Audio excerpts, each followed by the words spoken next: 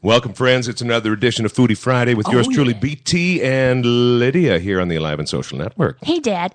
Hi, I'm Lyd. really excited about this episode today. I'm very excited too, Lyd. Yeah, well, Sounds awesome. We're pointing towards some awesomeness here. I think so, too. Indeed we are. I want you to introduce one guest that we have in house right now. The one guest we have right now is the legendary Andrew Zimmern. Hello, Andrew. Hello, Lydia. Legendary. Legendary. Sure. This is so cool. Isn't this fun? No, let me get before I start savaging people, making horrible jokes, and amusing millions. Will you bust a rhyme for us too? I might bust a rhyme for you, Nice. Love it. but I just got to be honest. The minute you went live, I sort of got a warm fuzzy. Did And ya? Do you know why? Where was the fuzz? Where does that fuzzy It was in my heart. Okay, thank you. If it was just you and I alone in the room, Might have been obviously it would be A little different south. Little different Perhaps place. south of the Mason-Dixon line. if you know what I mean. Yeah, I do.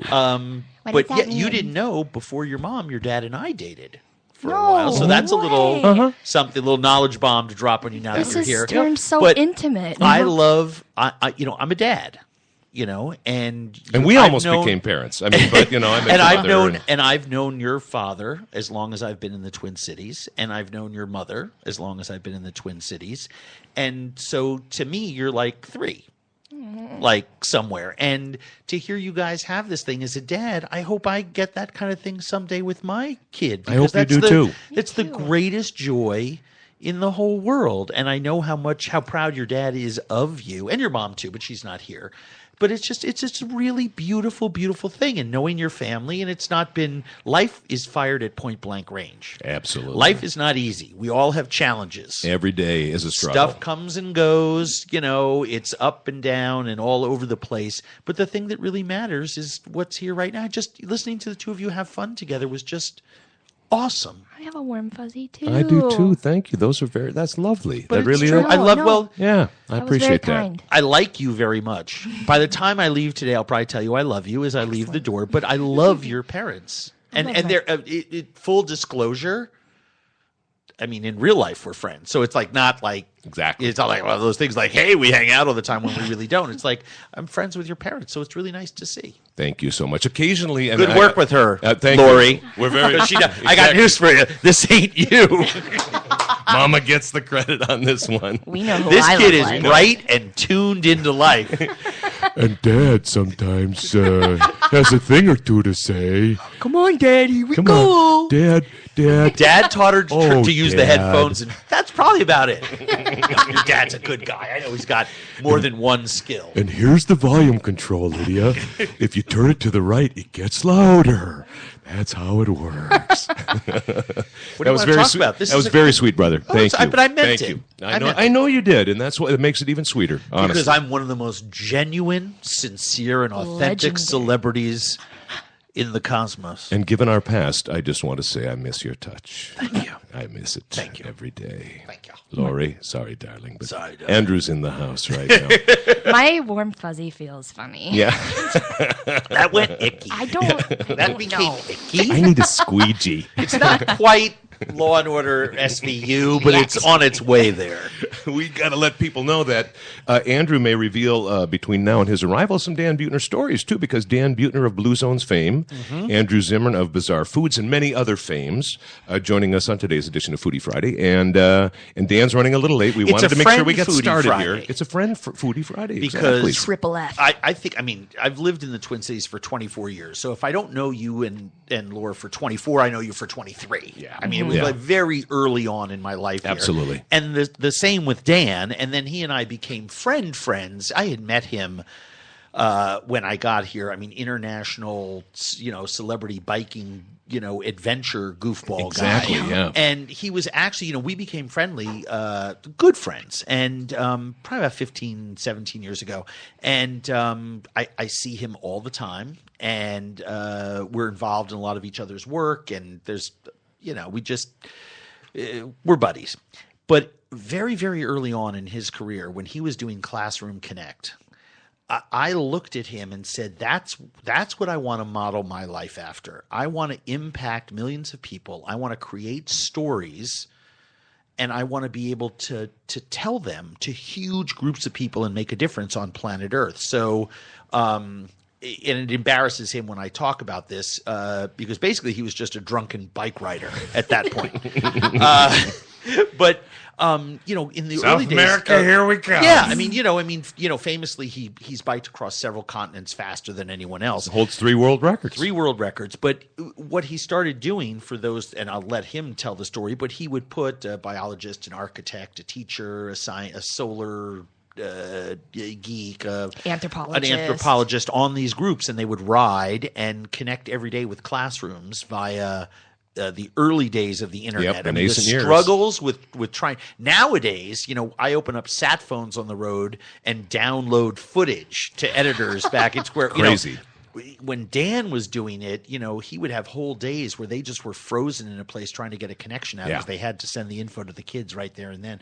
But that was, to me, was the kind of thing to incubate and grow that sort of gave me a different direction to tilt my life in. And I got out of food and got into media, in no small part motivated by 3 or 4 people, one of whom was Dan. Very cool. Very cool. Obviously, a food thread still running through a lot of the media that you do. I mean, that's, everything. Every day. We want to touch. Here's my take on it is pretty simple. There's 3 cultural constants: math, music, and food. Right?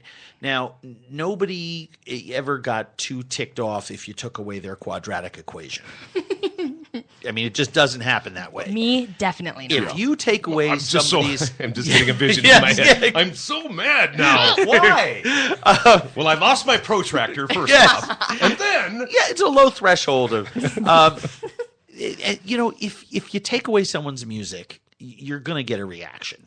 Music is a very vital, and I actually link food to music most closely in terms of the creative process, Definitely. But also in terms of the vertical and horizontal growth within each individual Inside piece. the brain, too. Yeah. Well, inside the brain and also on the plate, in the creative process, in the sense that food can be a mushroom on a plate, and that's an A string.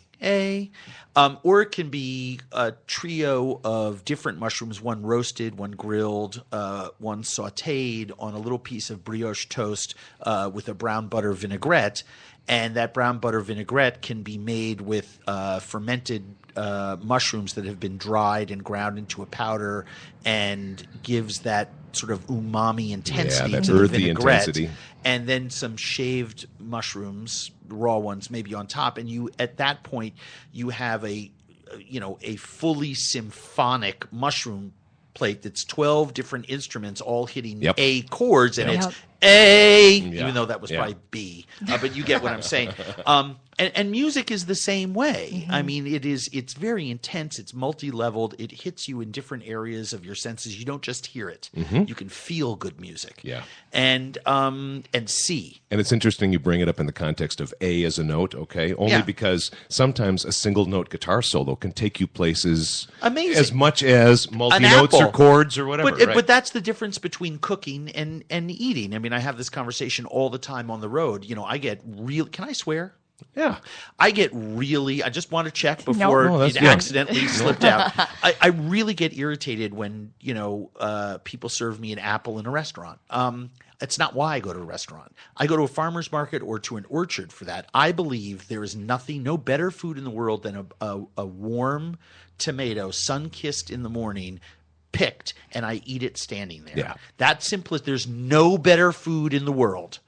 Pulling a clam out of the ocean and just opening it up. Eating it right there. And eating it right there. There is nothing better. The most simple foods are perfect. Biodynamic, the energy from the universe comes through that ingredient and is absorbed by my body. And I believe that. However, in a restaurant, I want to see food cooked. I don't go to a restaurant to be impressed by how well a chef shops. Yeah. I go to a restaurant to be impressed by how Beautiful well apple. they cook. Yeah. Right. And too many chefs just want to serve me a great fucking piece of cheese, and it's insulting. Well, and the same could go for music too. Is that there's so many musicians just of course, totally pulling a top 40 hit. So you have math and you have music, right? But if you take away food from somebody, there's blood in the streets. Absolutely. That is the stuff revolutions are built on. And has. And has. And there is and I say that because I'm a wannabe musician. If I was a musician, I'd be telling stories through music. I know it. But I'm a food geek. I'm a chef. I've spent my life in food since I was about 6 years old. I mean, it was every spare moment of my day was about food, food, food, food, food. My family knew by the time I was 10 I was going to be in the food business. I begged my parents to cook summers growing up in New York and Long Island of cooking in restaurants. I didn't want to work at the landscape place like my goofball friend who wants to carry 50-pound Heavy sacks of things. manure. I wanted to be at the beach during the day and cook at restaurants where there were girls at night. At I mean, night. that was like, that's what I want to do. So I think the best stories in the world are told through food. I think that's the ultimate expression. And so I've predicated my career on telling these stories that people haven't heard of before, because I think that's better, right? Food is good. Food with a story is better. Food with a story people hadn't heard about is best of all. Top. And let's take it from there, and let's try to change the world while we're doing it. Let's have values. I get irritated with some of my colleagues who are also at the big kids table in the food TV world, and there's a handful of us that are at the big kids table. And who would be some of them? I mean, in your estimation, because you're one of Flay, Bourdain, Yep. the people on Chopped, Martha, Ina, Guy Fieri. Yep. I'm missing. So I hate lists because then I miss someone and No someone writes worries. an angry Yep. letter. But there's It's the same pantheon. I think we Yep. would have listed there's a right here big too. kids. you There's know? a big Yep. kids table of like 20 people who do food on TV.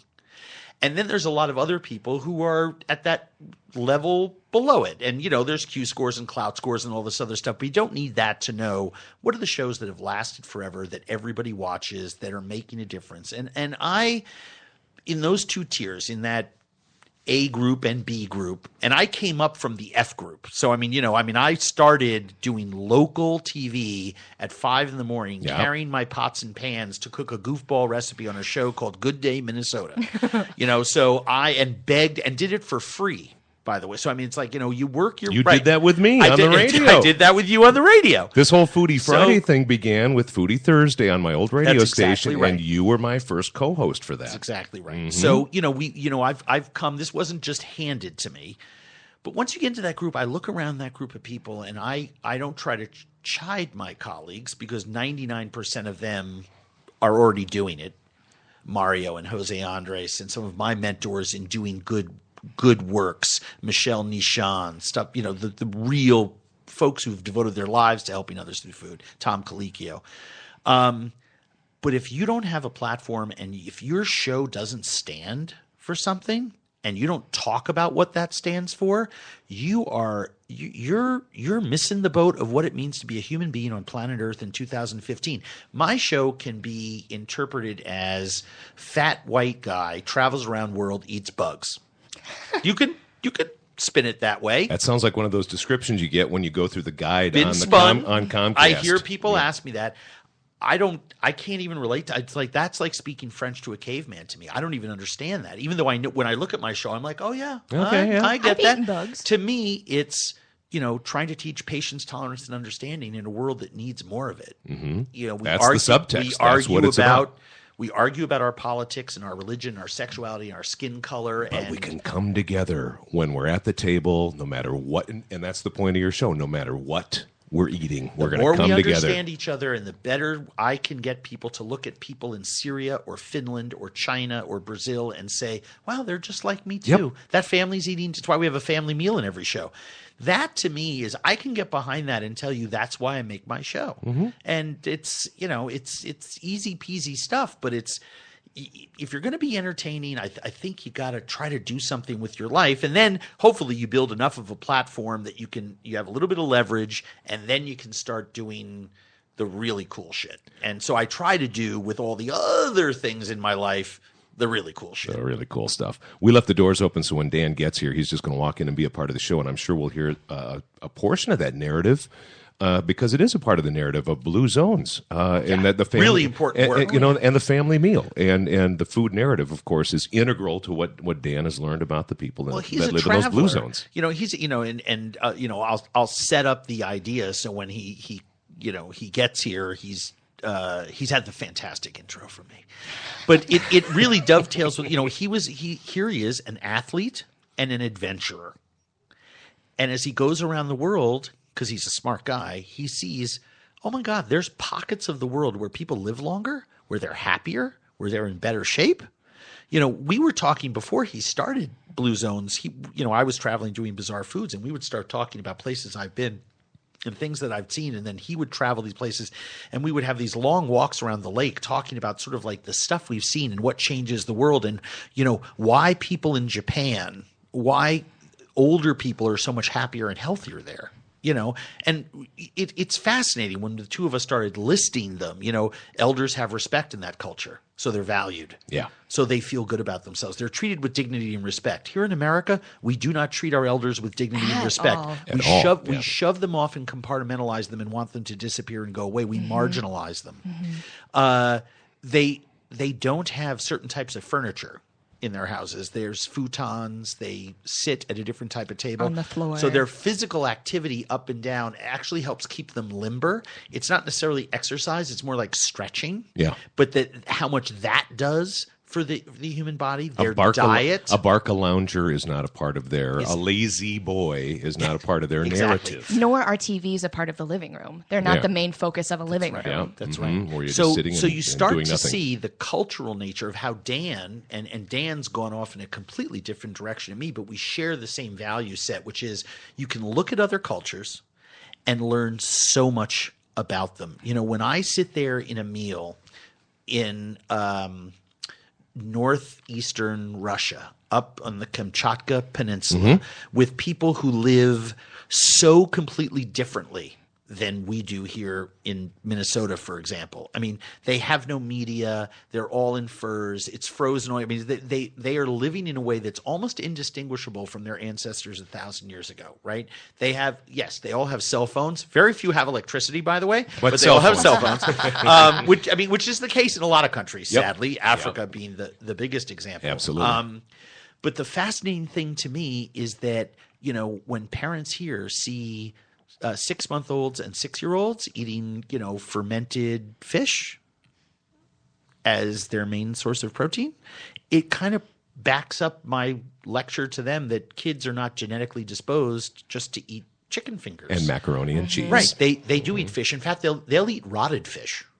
The good bacteria has outgrown the bad bacteria. It's not going to harm you. But the point being is that it's our culture and the way we treat our children that has caused our diet problems. And so you can learn so much from other cultures. Tribal people in Africa that I encounter who live in perfect harmony with the season, taking only what the season gives them. I've gone to shoot, and we're with a tribe in Botswana. It's like, okay, let's eat some kudu, and they're like, we're not eating kudu Because it's not what we're doing this season. Yeah, right? Well, they weren't. See, here's the funny part about it. The kudu are running past us. There's no pressure on them from hunters. So there's kudu all around you, and they're like, we're just our tribe. There's like 25 of us, and those kudu are about 125 pounds. So we want to kill a smaller animal. So I'm like, okay, and they're like, and it's marula season. Dan's here. Hey, Dan. Hey, Dan. We just left the door open, Dan. So Marula fruit is falling from the tree. What's up, buddy? We're already rocking on the show. Good to see you, brother. We've already given you an extremely friendly and kind intro. Maybe I should just leave that. No. good. It could not have started any better for you. And by the way, Andrew verbalized this a second ago. He's kind of hoping for something similar from you in regard to him. I'm just saying. Put Something those rosy headphones on there. something rosy and nice. Basically, I credited you with establishing peace on earth and goodwill to all men. Just short, and perhaps a human being on Mars. It's very close to that. Well, I was just going to begin with the Messiah. The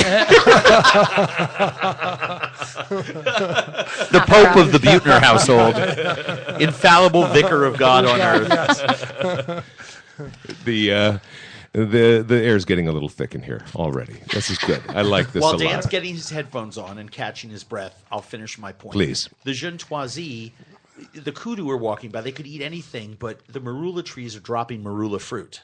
And so there's not a fruit that's going to go wasted there. They scoop them off the ground. They gorge on them. They make a beer with them. They take the nuts and roast them, and they're pure protein. And they're just the nuts of a marula fruit are gorgeous. And they roast them in the fires and then crush them with roasted jewel beetles, and they make a paste that's kind of like a tribal power bar. And they will eat that nonstop for 2 weeks. Just fast on that. Until they're all done. Wow. And then they move on to the next thing. And the point being, what we're talking about was things we see around the world that we can take from. I don't think Americans are going to eat marula. I mean, unfortunately, they don't grow there because they're delicious fruit. But the idea that we could take what the earth is giving us on sort of a regular system and try to downsize our desire to have everything now instantly might be something we should look at, considering that when you look at the Jeune population and tribal populations in general, all of them are healthy, live longer, fewer diseases, and guess what? Every single one of them is a doctor, a lawyer, an architect, an engineer, a hunter, a healer, a spiritual leader, a father.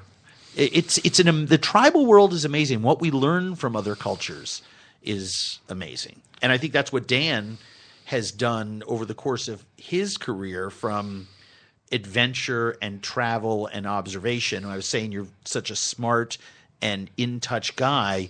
You saw the world around you and saw that there were solutions to problems that we were having in our life here today that could be addressed, and if we could just pay a little more attention to some of these groups around the world that you've now made an incredible career of profiling and documenting. Oddly enough, I remember 15 years ago, you and I sitting around in cafes, sort of dreaming. We were just talking being here right now. And walking around the lake, right? Yeah. Well, I said, I actually, Dan I was telling you, you were transitioning from Classroom Connect and all this other kind of stuff and trying to put together the ideas of it. And I was cooking in a restaurant in downtown Minneapolis and saying, I'm trying to do the same thing with food. And we were each trying to tell different stories and do different things. But that's how we became close friends, was like sharing real dreams and saying, how are we going to make it real? And it actually, it's interesting that because sitting across from me right now, it's really funny that the stuff we talked about 15 years ago, we've actually made true. And I think that's an inspiring story for young entrepreneurs, dreamers, college kids, someone sitting in a dorm room and the somewhere. lesson is to sit with Andrew Zimmern. No, the lesson is be inspired by Dan. The lesson really is that you can dream it and be it. Dreams are just goals without deadlines. It's like, get some deadlines on those dreams and start doing it, because you can make absolutely anything happen. Yeah, we're proof positive of that for sure. Well, and turn those into realities. Yeah. Absolutely. And Yeah. in your case, both of you guys turn them into businesses as well. Yes. And, make it an even larger impact for Yes. each of you. Welcome, Dan. Foodie Friday here. Good to have you here. I feel like I've blundered into a holy crew. Not at all. If you'd been here from the beginning of the show, that blunder and feeling would still be a part of it. We're all you're just fine there. Andrew, you mentioned a little while ago, knowing at 6 you wanted to work in the food business, and age 10 your parents knew that. Was there an epiphany moment for you as a kid? Was it something that happened when you were 6, or somewhere along the way, or was there? Was it a series of things, or was there one? I was a very precocious eater. I wanted to eat and try everything. My dad ran an international ad agency, and my parents divorced. So the one way on weekends, when my dad had to go to France for a Monday meeting, he'd take me on Friday. I'd be out of school on Monday and Tuesday. I'd come back on Wednesday, and we'd have these 5-day trips to foreign cities. And there were no babysitters, so I had to sit with him while he was talking with business guys in these restaurants. And I remember being with the head of Gray Advertising, which was my dad's business in Paris.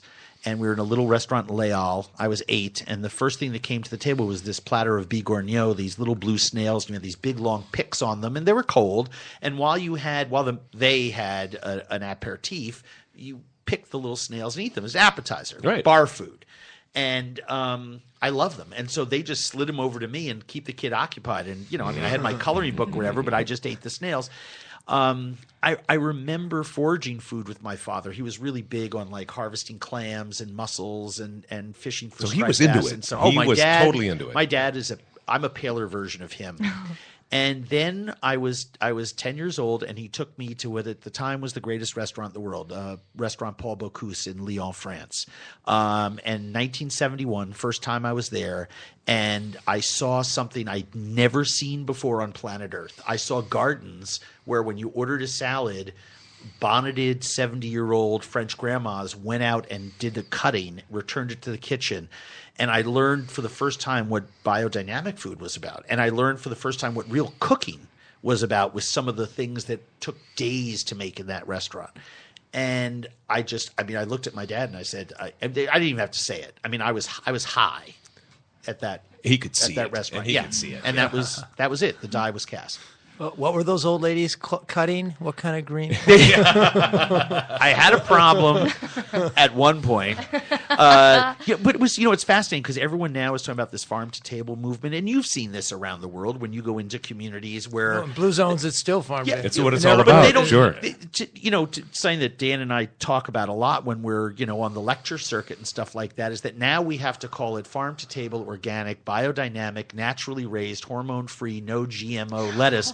And back 30 years ago, it was called food. That's how you ate. It's just food. Or just lettuce. And yeah. so we get to be in communities where we can show people pictures and stories and show them that the way this is not new information. This has worked for thousands of years, and that maybe there's something prescriptive to be taken from that. And so I think that's an overlapping point of view that we both have. I saw that with my dad traveling all my life. I wanted to tell those stories. Those stories, yeah. About food. Dan, I asked Andrew about Epiphanies when it came to Blue Zones, and you guys talking 15 years ago, comparing notes, traveling. Andrew brought up Japan.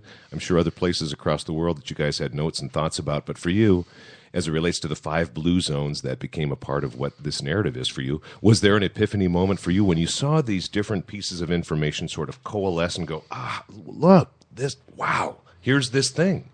Here's this narrative. It started with Okinawa, correct? Yes, in 2000. But I came at it with a completely different path. I was an explorer, and I was interested in solving great mysteries, like why the Maya civilization collapsed, and did Marco Polo really go to China? And for a while, that's what I was doing. Every year, we'd try to solve 2 mysteries. And basically, I was hard up for mysteries.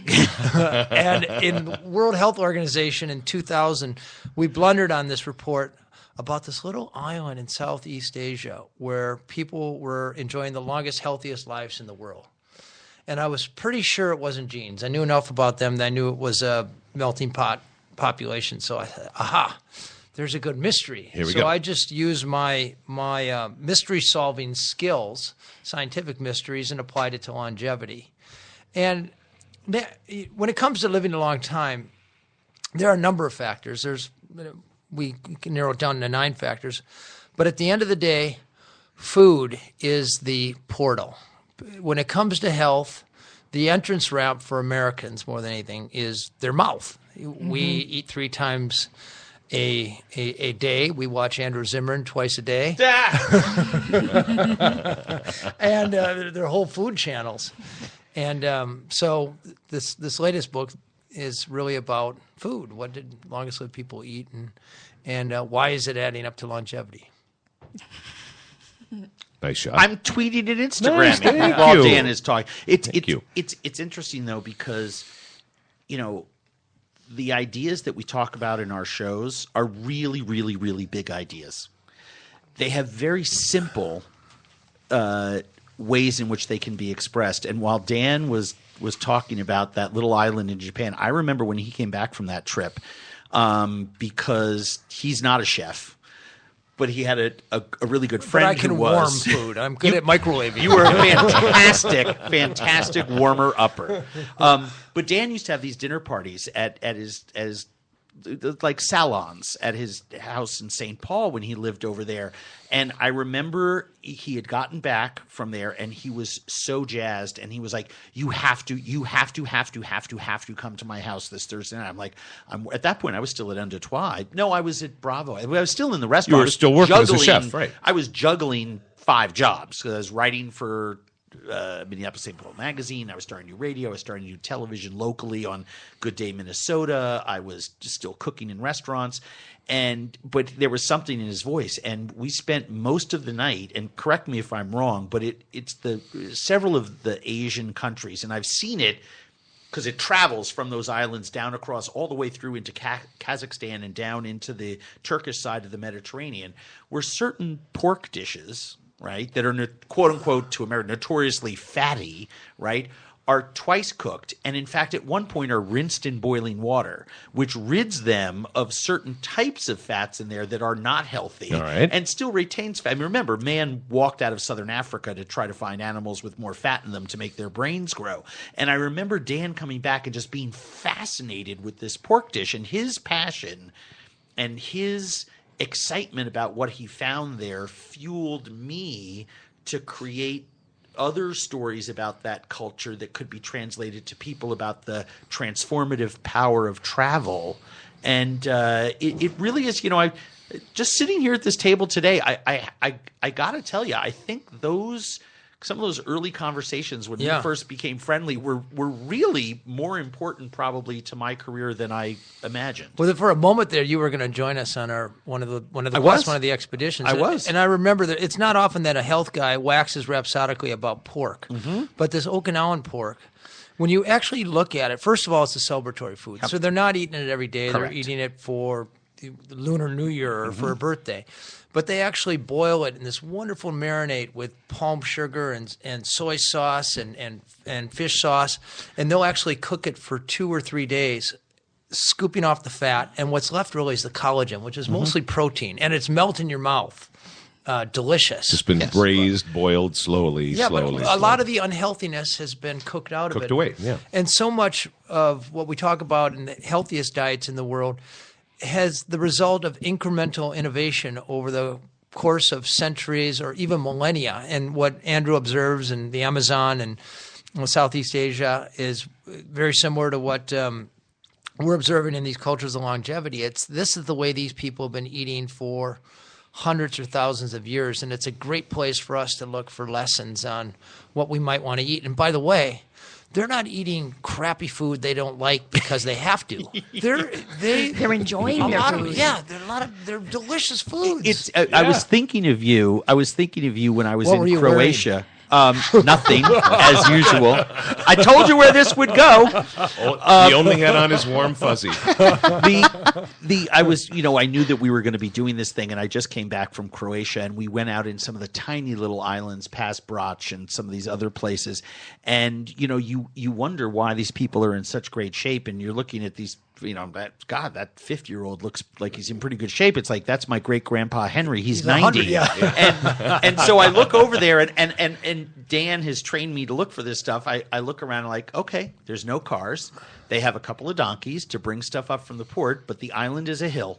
And they all live at the top of it because that's where the bugs are less present. So that's where they farm and have their olive trees and their vineyards. Sure enough. So every day they walk down to the water to get their fish, go out in their boat, do whatever they need to do. And every day they walk back up the hill, and you see this pattern of life and exercise and sun and health and altitude and just these factors that, I see it after.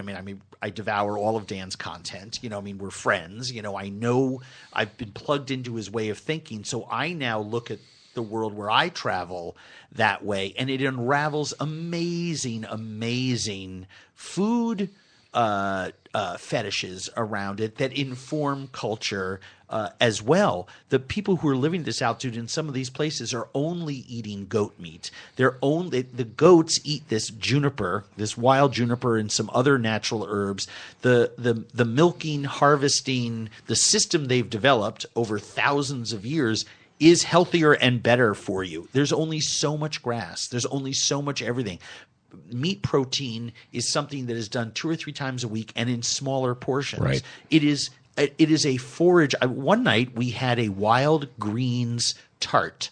Where this I used grandmother, to date one of those. See, I also told you we could go there. Exactly. The warning was put out. I said he wasn't a Derek Jeter, but close. Buettner, it's a podcast. No worries. This old grandmother went out and collected wild greens to roll in this paper-thin pastry and then baked it in an open hearth fire.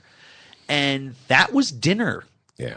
in the household that night. And and there was a wedge of cheese. And I just remember thinking to myself, if we could all just be looking at this, we all this Meatless Monday thing, how quickly would our food world self-correct and the hypocrisy that of alone. our diet? Yeah. It's honestly just Be the knowledge rectified. of knowing what's out there. And for our listeners out there, I used to work for Blue Zones. I used to work with Dan, and just She ran it.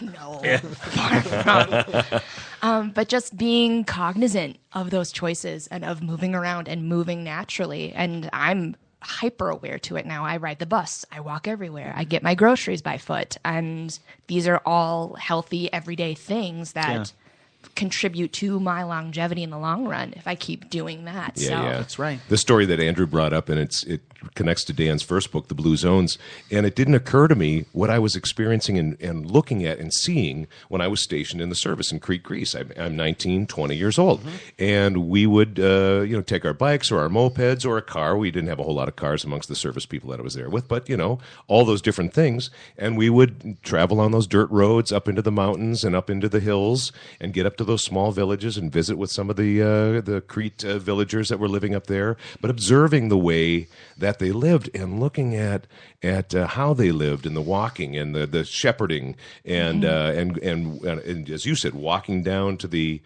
Aegean Sea in this case and capturing the fish and fishing and then bringing it back up and noticing maybe not a lot of centenarians, but a lot of 70 plus, 80 plus, How about 90 just plus happy, year old healthy people? and being surprised and not being able to process it until frankly I read Dan's book all those years later. Connector. Why was I seeing so many 85-year-old grandmas walking around and they're that mobile? I don't know any 85-year-old American grandmas that would get But around this is, like lifting that. this is heavy why things. this is why the prescriptive side of our work is so important to inform, but to kind of put a rallying cry out there, because the flip side of it is that Croatia just joined the EU last year, and it takes several years for all the different steps to take place. The people on these tiny islands are really worried that their lifestyle is going to go away, and they don't even see the half of it that I saw in doing my research. The minute those countries, they're going to need some deep docking stations for some of the larger boats to come in, at which point it's going to kill off some rock and coral life in close to the shore. So the beauty of these fishermen is that none of them go out to the deep sea to hunt tuna. They go out 100 feet and throw a net. So they're eating lots of small little fish, whole with the head on, oily, right? So it's a healthier fish, a smaller one, more sustainable practice. Not full of mercury. Not full of mercury, softer impact on the environment. The minute you start putting container ships through there and the Corps of Engineers goes in and starts widening those channels and the big boats start dumping some of their chemicals into the water, that sea life disappears, because I've seen it in other countries just in the 10 years I've been making my show. you've been doing the show. Wow. Returning to other places and seeing, wow, you used to be able to walk out into the water and pull a sea urchin out, and now the sea urchin are 1,000 yards out. There was a guy in Trinidad that we went out with, a conch fisherman, who's the last bottle of Coke in the desert. He just simply can't find conch anymore because of these giant trawlers and what they've done to the water system in the Caribbean. It just doesn't exist anymore. And it's happened in his lifetime. And people aren't talking enough about that. And that's why I respect the storytellers of our generation who are saying, hey, here's where we can learn, here's where we can celebrate, here's where we can improve our lives. But most importantly, here's the stuff that might be worth taking a look at preserving a little bit with a little bit more energy. Dan, are you seeing some of those things happen, and are observations like that becoming more apparent to you in the blue zones? Maybe not so much Loma Linda, California, but Icaria, Greece, and the other blue zone areas, Sardinia. Are you seeing some of those modern things interfering now with what you just first observed not too many years ago? The American food culture is hitting these blue zones like a tsunami and just washing them away. Yeah. And they're disappearing phenomena. Okinawa it was the longest lived place on Earth 10 years ago when I started. It has almost completely lost its longevity edge in the last 10 years. No, that's largely amazing because to of hear. the American base and all the fast food stores that are popping up around the American base. And the people who were learned how to eat before World War II and the Korean War where they were eating mostly tofu and stir fries and sweet potatoes, plant-based diet. Those people lived a long time, but then the people who were born after World War II and were acclimated to more of a standard American diet, they're getting heart disease, cancer, and diabetes at rates higher than the rest of Japan. Okinawa's part of Japan. So, yeah, we captured a disappearing phenomena. I'd like to go back to a point that Andrew was making about sort of wisdom that accrues over the ages. I was just in Sardinia about a month ago, which is where the longest lived men on the planet live. And there's no one thing. There's no one food. There's no one dietary pattern that explains longevity. It's the sum of a lot of little things. And it turns out the bread they bake there is a sourdough bread. And the sourdough bread is not leavened with yeast, which is a fungus, but rather with lactobacillus. Andrew will know all about this. It's a bacteria. Mm-hmm. Living culture. Living culture, yeah. And it passed down through centuries. It's taught by grandmothers to granddaughters. And not only is the process of baking it taught, but also the starter dough, which in the case of bread we studied was 400 years old. Well, that bacteria has an effect on the bread that it actually metabolizes about 99% of the gluten. So about 1/500th the gluten in that bread as compared with the same bread being made with yeast. But also, most interestingly, the effect of that bread on a meal lowers the glycemic load by about 25%. In other words, if you eat that bread with a meal, glucose uptake is 25% slower. So it makes that whole meal healthier. And it's not because they eat that bread once in a while. It's because that bread accompanies every single meal. Now, if you let that grandmother's wisdom disappear and you start buying a packaged bread that comes in cellophane, baked in big factories like most of us do in America, you lose that little 25% edge, not just once, but at every single meal for an entire day, for an entire year, for 30, 40 years. And that's where we're losing a lot of the health that we could be gaining. And that's where and there's diabetes. There's so many other chronic conditions right there. The identical story we just shot, because it's happening all over the world, as Dan can tell you. You know, we just came back from Iquitos, and we traveled about a day down the Naya River and visited a small little village way off the grid with a shaman who is, I don't know, he looked about 40. I think he was about 85. No joke. I think the show airs pretty soon coming up. People are going to be amazed when they see him. All the people on the river system there are extremely healthy and strong and disease resistant and happy. And I don't go in there looking for the same criteria as Dan or the same science, but I'm versed enough in it. And obviously, you know, I've read all Dan's stuff, and we talk about this, and these are the issues that people on my side of the food world are also talking about now, because there's tremendous wisdom that we're all sharing. And I noticed that the food that everyone eats is this thing called tucupi, and tucupi is ancient food. Some people have pots for 200 years that they say have never come off the fire. I don't really believe that. Storms tend to make people do it. But the general point of the thing is that you take the yucca and you grind it and you squeeze out the water and you get rid of the poisonous cyanides that are in some of the starches that are in that water. And you take the cassava, which, you know, is gluten-free, and they make their bread from that. They simply roll it out into a disc and cook it on a comal on top of a fire. So this is sort of a tapioca bread of sorts? Yeah? So now you have this like thick, sticky, wonderful bread that's very mild, toasted on both sides, right? Nice. Gorgeous, right? And then you take that liquid and they boil it, and they boil it, and they boil it, and it turns brown. It starts to taste like Worcestershire sauce with a pretty harsh finishing flavor. It's very, very strong. And they take river fish, and they take certain fruits every season, by the way. And things grow 12 months a year there, but certain things grow in season. Plants can't be dropping their fruit all the As time. we were talking about earlier, eating seasonality-wise, yeah. So sometimes it's these little ayu, these little river bass. Sometimes it's these small little carp, but they get fermented for a day or two, and then they get dropped in the tucupi, and wasp larva goes in the tucupi, and other wild ingredients and greens go into the tucupi. And everywhere along the river, every grandmother has a different recipe for tucupi. But it reminds me of coq au vin in the wilds of the countries of France. Every grandmother's is different, but you basically got the same, like 8 or 9 things in there. And at every single meal,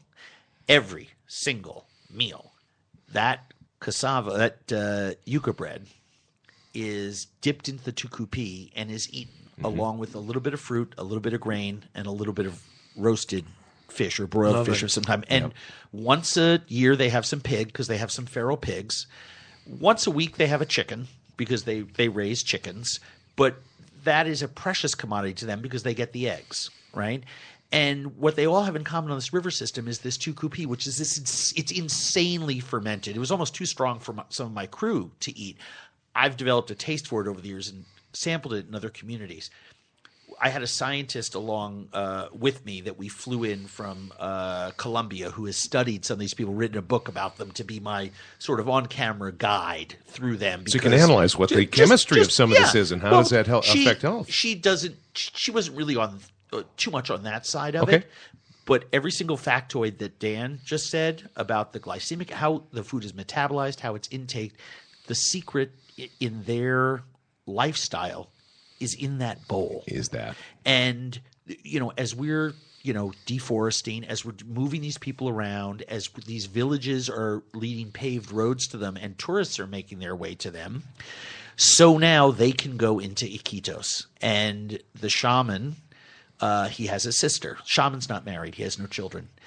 The shaman has a sister. She has kids. And one of them was eating a bag of Funyuns when we got back to the little community. Now, the picture of it in our show just is worth 1,000 words. Yeah. And, I asked the grandma, I said, snack food. And it's like when the city was 3 days boat ride away, she says, I went there once a year as a child.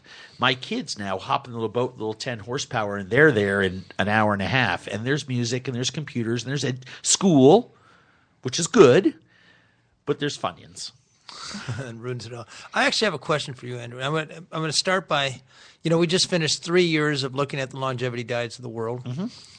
90% of if you look at dietary surveys over the last 100 years in all 5 of these longevity hotspots, 90% of what they're eating is plants or plant products. Grains, 65% is carbohydrates.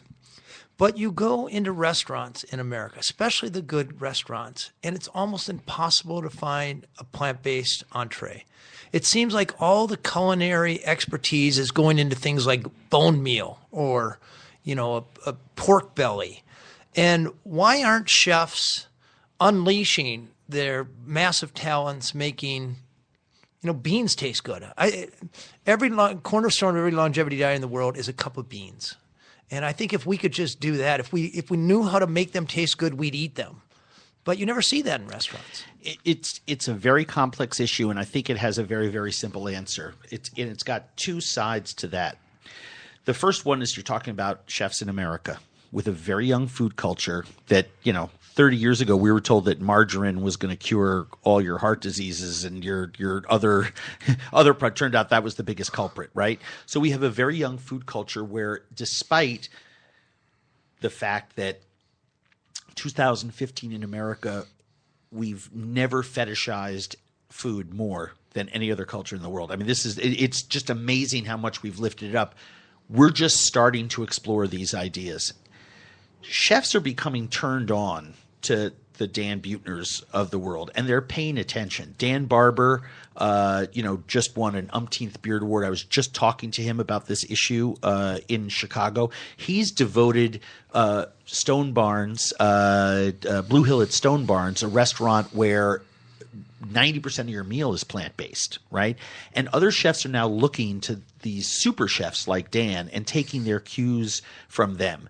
Enrique Olvera just opened Cosme in New York City, where plants and vegetables and small amounts of seafood are the cornerstone of so much of what they do. Ethnic dining is being, shows like mine are popping up on television about the Amazon, and chefs are looking at that and saying, because the food community watches my show, they read your books, and they're saying, holy shit, this is something that I can be doing more of. I'm part of the problem. We have these horrific little like trend busters. I mean, the whole like, and you called it the pork belly. I call it the bacon phenomenon, where all of a sudden it was the coolest thing in the world to shove a bunch of really shitty pork fat down someone's throat. I was like, what the How did hell? that happen? Yeah. Chef, the French word, you are a custodian for someone's happiness. You are a caretaker for their well-being. You are a leader. That's what the word chef means. And there is a whole group of people. I mean, the Beard Foundation that I'm very active in, just 3 years ago started doing this leadership training for chefs to help change public policy. That's 3 years old. Their yearly conference on food in America and how we can start affecting diet is 3 years old. Finally, MSNBC hired a food genius as a cultural reporter in Tom Colicchio. That, I hope it's not too late. I think it is changing. I sit here and I look at some of the better restaurants around town, and it's where can you go in Minneapolis, St. Paul, if you want to eat something healthy but delicious, like on Saturday night? Heyday, Spoon and Stable, Tracy Singleton's Birchwood Cafe. Birchwood Cafe. I'm blank. I just did Spoon 5 River. real farms at Spoon River, Brenda's Places. What's Lucia's the one where Place. they own their own farm? Why am I blanking on it? On Nicollet. Wiseacre. Wiseacre. Where they actually own their own farm. And Beth, Fisher, who's one of the chef owners there, if there's no pig that weekend, it's all vegetarian. Then there's she no cooks pig. what comes off of there. To your point, the education is always the problem, and communication. And when you think about folks wanting entertainment, they want to see whatever shit show food contest is on some lifestyle network. They want to. It's hard to sway public opinion, but I see it happening. It is a social change movement, the same one we had for cigarettes, the same one we had for seatbelts in cars. We're in the middle of it. We're not at the end of it. We're in the middle of that social change movement. And sadly, and this is why I think you and I get so angry about this issue, is that in the years we've been doing our thing, we've lost too much ground. It's like hurry the fuck up and let's get going, because That was with the PH, by the way. yeah, thank you. Because I look at my community, and we're here in Minneapolis. We're in the heart of the city here, and I see what's happening to the health and wellness of our children, our elderly. The food community also has done a great harm. I think that is as great as the one that you've brought up, is that we've fetishized a lifestyle that is represented by 10 people sitting around a table laden with food for 20 in the backyard of a home that only 0.1% of Americans can afford, and we've sold a false bill of goods. We've called that the food lifestyle. Yep. Food Agreed. can deliver a hug and a warmth and physical wellness and well-being and longevity and better happiness, and we're doing a lousy job of selling that. I'm so glad you brought that And up. I think what's more important is that the people who need it the most are not, rich folks that can go out and make that table and have that party. Anywhere the public dollar intersects with food, school programs, lunch programs, breakfast programs, SNAP, jails and institutions, the elderly, treatment centers, health wellness centers, diversion programs. There are so many hospitals. There's so many places around this country where that public dollar intersects, and that's where we need to be starting that too. And that's why I spend a lot of time these days in Washington or at our state capitol trying to raise awareness about this for the same reason that Dan is. I'm frustrated and I'm angry about it. But it still goes back to the chef, because at the end of the day, I could tell you that They're the tip of the spear. Yeah, the secret to longevity is broccoli. Yep. But if you don't like broccoli, you ain't gonna eat it. So if we could unleash some of this great genius that you possess and the pals you run with in the food world on learning how to make beans taste good. First of all, everybody can afford beans. Beans deliver ounce for ounce as much protein as beef at 1/5 the cost. So it doesn't take a lot. It's easy to make a plate of food taste good. And 400% less energy, if not Create more, it. to create it. Yep. Yep. Right. So anybody can make a plate of food taste good if you throw a bunch of salt, sugar, and pork fat in there. It's you can make a cotton ball taste delicious. but it's how do we get chefs to unleash their genius on cheap food, which is really the Blue Zone's longevity beans and grains and Yep. sweet potatoes, and make those celebrated dishes. We have to take the speed out of it. You hit the Totally. words. There's it's cheap, fast, and good. Pick two. Can't have all three. Yeah. And I think cheap and good is where it's at. And you want to know what you just gave me a great idea for? No, but I'll bet you're going to tell me. I am going to tell you. I am going to tell you because the next thing that we're going to do is we really should have an action tank here love in it. the Twin Cities and invite every great chef and everyone And an throw award. this issue out on the table and start it with the real conversation about how we're going to make that possible. You'll moderate that. Can I do that with you? We're going to run it. Let's That's what do we're it. going to do. I'm not on so it. It was into born that. right I love it. here. I love it. You know, And I'm so glad you brought up that narrative too, because that's what we're trying to do with this show is Mm-hmm. demystify that term foodie and bring it to a place that's more genuine and just more real and more basic. have you written or have you read what I've written about the word foodie? I don't recall. It's a hard word for me. Yeah. Foodie, celebrity chef, stuff like that. Yeah. It's like, we're eaters. We all eat. Yeah. It's and I appreciate people in the media using it because it helps the audience identify it with people Yep. who love food. And that's Yep. why we're and doing it's an it. accepted term. I got a problem with it because in a way it cutesies it up and it sends It makes it very consumable. I don't know. It's a hard word for me. Okay. And quite frankly, I'm glad the conversation got very serious. I'd rather talk about making out with you and Dan in the early days, but I don't want to make Lydia any more uncomfortable than she already She's is. squirming. In the spirit of this wonderful podcast, thank you for having me on as a guest. I have to take off and go be on dad duty and pick know you off do. my kid. I will let Dan finish up and savage me mercilessly after I leave, as I'm sure he will. We have one. We do one bit on every show. What's that? The Foodie Friday 5. 1 word answers. All right. So we'll start with you, and then you can boogie. All right. Foodie Friday 5. And because we don't have time for conversation One- on these It's answers, gotta be one word. One word. Okay. Hold on Lyd- 1 second. Lyd, you do, Andrew. No. Pause. All right. Dan Buettner, yes or no? Have you ever heard me answer a question with a single word? See, that's I kind of think of you as a filibuster, Continue on. but a blessing, It's a one of my tsunami best of friends. love. He is, Yes. I mean, he's just speaking truth to power. this is going to be this is going to be a unique challenge. I yeah. got to focus. All right, ready? What's the first thing you ever made by yourself in the kitchen that you had to cook? Gazpacho, What's the most pretentious food you crave? caviar, Which person in your life taught you the most about food? my father. The smell of this food makes you feel the hungriest. The smell of this food. Oh, man. Boiling shellfish. What's your guilty pleasure food? Don't say Funyuns. This is going to And be don't say awful. hot, fast, No, and no. Do you want to know what it is? Yes, I do. Gas station pizza. Not the first time we've had a gas station food on this show. before. All right, we're going to do it with Dan's here. Then we'll say goodbye to both of you. Here we go. We are really going to do this thing though. I think I love chefs, this I idea. think a chef action core I love this idea. Yeah, needs to happen. that Continue. can only cook with healthy food. Correct. Yep.